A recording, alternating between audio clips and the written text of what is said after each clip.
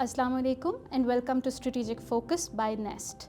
Today, this is our third session on women and security. And today, we are joined by Ms. Aiza Azam. Ms. Aiza Azam has more than a decade of experience in the field, in not just a simple field, but a field of security as well. Ms. Aiza Azam is somebody who has not just worked in other institutions like think tanks, but she has also worked in universities and done research on this important issue as well. She is Director, Strategic Affairs at StrafAsia, and she is also a faculty member at University. Thank you, Ms. Aiza, for gracing us with your presence. I've personally seen you grow in the field.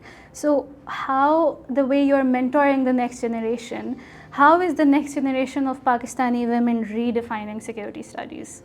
Thank you so much for having me, Anum. It's such a pleasure to be here and to always have a conversation with you on the record and off the record.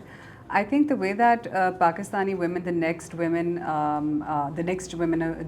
generation of women who are redefining the field, I think one of the ways they're doing it is that they're simply entering in greater numbers in this field. I think that at the start of our careers, what we used to see was that this was very much sort of considered a male-dominated field, because again, a lot of the topics or a lot of the issues that were under discussion were traditional security-based. So not a lot of issues based on non-traditional security. But I think that what we've seen over the time is that girls, women, they have started to look towards this as a viable option in terms of an academic career, in terms of a career otherwise out in the field as well. So I think that's one of the ways that they're redefining it. One, they're entering with more numbers. I think another way that they're redefining this field is by their choice of topics on what they're choosing to do their research on.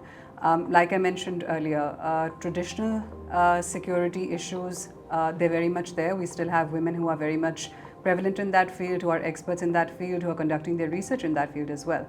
But I think that especially over the last 10 or 15 years, what I've seen is that they want to focus more on, they're interested in focusing more on issues which typically would be considered non-traditional in the South Asian context. So for example, climate security, governance, gender issues, food security, human security, all of these sort of things. So I think there's a tilt in terms of what they're interested in researching. Right. So my next question is more of a, not just an advisory nature, but also a predictive nature as well. You know, what international security trends should and would Pakistani students or youth be paying closer attention to? I think that especially given the way that things have been evolving, in terms of different pockets of conflict in the Middle East, in Europe, etc., and how we've seen in the last couple of years, there's been a change in the way that the Global South is, not just the way that the Global South is perceived, but I think also the way the Global South represents itself or wants to be represented on the global stage. So what I've been looking at is I see a lot of interest towards on issues relating to regional integration, on global governance, yes, on multilateralism, all of these issues, but more in terms of how the Global South can be better represented and how countries of the Global South can work towards integration and create their own sort of voice against a so-called, let's say, Global North, or at least to counter the so-called Global North. So I think that's a trend that I see quite a bit of, not just in South Asia, but also in a lot of other countries that would typically be considered developing or underdeveloped. Okay, so when we look at the way you actually teach, I had the pleasure of looking at the way you're teaching. It's not just simple conventional way of things. So how can, if we look at universities, how can they better prepare women for security, for careers in strategic studies, for cyber policy, for global affairs? What would be your advice to them? I think encouraging them to take an interdisciplinary approach. I think that's really important. A lot of times what we see is that, for instance, they enter the field as undergraduate students. Let's say they take up international relations as their primary program. Too many of them are tempted to go for the same thing when they go for their master's or for their MPhil or for their PhD.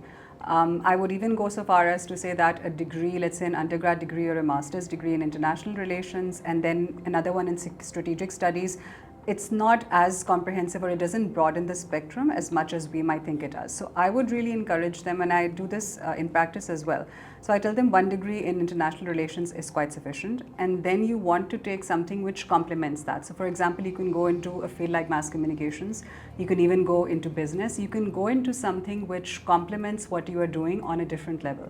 And the reason for this is quite obvious, because once they enter the practical field, because they have to look towards their careers, so it simply broadens the horizon of options that they have available to them. So I think trying not to put them into a niche, I think that's really important. Encouraging an interdisciplinary approach, I think that's really valuable when we try to prepare them for what's out there, because once they graduate, we already know the field is quite saturated. So they need to be able to create options for themselves or find different options to position themselves in their professional lives. Okay, so as a mid-career expert, I would consider you a bit top tier than just a mid-career expert as well. What do you think is the role of mentorship and professional networks which can play in bringing more women into this field? I think good mentors, and I'm not saying that all mentors are good, this applies again across the board, but I think a good mentor does try to network their proteges or their students or younger colleagues in the field. I think it's important to jettison that mentality of a scarcity mindset, where if, for instance, if you feel that if I try to create opportunities for another young lady who is entering the field, it comes at the expense of opportunities for me. I think this is something we absolutely need to get rid of. It does prevail to quite an extent. And I think for women especially, it's important to do this because we already have men doing this for us. So why do we need to create the same kind of conditions and double down when women are entering the field? I don't think it means that we should be working or we should be giving opportunities exclusively to women. I mean, we have a responsibility, for instance, to the young men that are entering the field as well. But I think that because women are, by comparison, they are underrepresented in our field, and we're aware of this. So I think that giving them those opportunities, being more willing to leverage our networks to create space for them, to give them platforms even in any way, form or manner, I think that's a huge responsibility that we have, because the way that we entered into the field, and it hasn't been easy for us, and if you look at the place where these girls are now, 15 years ago, 10, 12 years ago, when we started our careers, the field was much less saturated. So there were at least some opportunities for us to grow and to develop, even if we didn't have the kind of mentors that we needed. But now for them, things are becoming more difficult. Things are more fast-paced, it's more competitive. So I think we have a greater responsibility to create space for them wherever we can do it, and not think that it comes at our expense. Then how do you see the role of, the way security field is changing? The role of emerging technologies, and do you think should women also opt for multidisciplinary approach in that context as well? I absolutely believe in that. I'll give an example. So my PhD research is on emerging technologies. It's very typical. I think it's a very traditional security approach because I'm looking at the intersection of emerging tech and strategic stability. But since I started studying emerging technologies, I've also become interested in how this applies to non-traditional security issues. So for example, you can look at the way that emerging technology affects issues like climate security, the way that it affects issues like gender bias, the way that it affects all of these other typical areas which would not be considered part of the traditional field. So even marrying the two fields, I think there's so much potential for that as well. And in this case, I think an interdisciplinary approach would actually it would enliven the debate, it would enrich it much further. And there's so much work to be done that isn't being done here, at least in Pakistan, it's not being done to the extent it can. When we talk about women in the field, you have been in the field, there have been some fellow women, a few who stayed like you in the field, because this field does bring a lot of challenges, right? So if you have to give some advice to young professional women or young Pakistani women who want to opt for this field, but they still feel intimidated, how would you want to give them an advice, or what exactly would you want to say to them to come to this field and achieve it?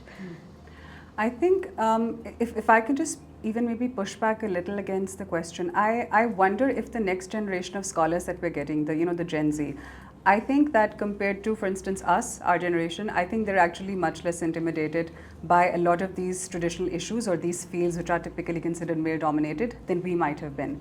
I think we can give ourselves part of that credit because we've given them encouragement on this in different platforms and different forums that we've also been part of. On that note, what would a more inclusive and secure Pakistan, as a matter of fact, more inclusive global security system look like in 10 years if we involve women in the field as leadership, on the leadership roles? I think that in order to be able to do that, and this is, I think the question is interrelated, I think the first step we need to take is towards gender mainstreaming. When we look at, for example, our national security policy formulation, gender mainstreaming into national security policy formulation is such an essential part of the debate, of the conversation. We see so many women who are part of the field in they are, for instance, either they're working in academia or they're working as practitioners. It could be law enforcement, it could be the armed services, it could be think tanks, it could be government institutions. But for a country where more than half the population is women, we somehow don't seem to be including too much of them when it comes to national security policy formulation and even implementation. And there are entire studies that have been done on this, evidence to support this fact. Even when it comes to the institutions that are making those policies, the government institutions as well. So I think until we start thinking along those lines, it really isn't possible for us to try and improve the conditions of women who are already in the field and women who want to enter the field further. And then going back to your original question, I think that the kind of vision that we hope to have, where we have women who are equally represented, not just in policy formulation and policy implementation, but also in terms of how those policies impact, what are the effects or the advantages that they are taking from it. All of that needs to be taken into consideration. So to be honest, I'm not sure if that would even be realistically possible in, let's say, the next 5 to 10 years, because there is a very subconscious, maybe not subconscious, unconscious perhaps is the word, gender discrimination that does exist. At so many levels, not just in the South Asian subcontinent, but everywhere as well. Just as an example, we have, I think off the top of my head, if I had to say, in Islamabad, we have about 9 top-tier research institutions, and I did my research on this, so I know, so about, as of the end of last year, only 2 of them out of 9 had women in senior policy roles, and even in those roles, there was no woman that was above or at the field of director. So you can imagine my surprise. It is not due to a lack of talent. It is a lack of either affirmative policies, or it is something that is not creating the kind of structure that they need to stay in those fields, to enter those fields, and to be retained by them. So I think until we start changing that, and that's part of the gender mainstreaming that I was talking about, I think without that, it would be difficult for us to even envision a future which is more inclusive. Thank you very much.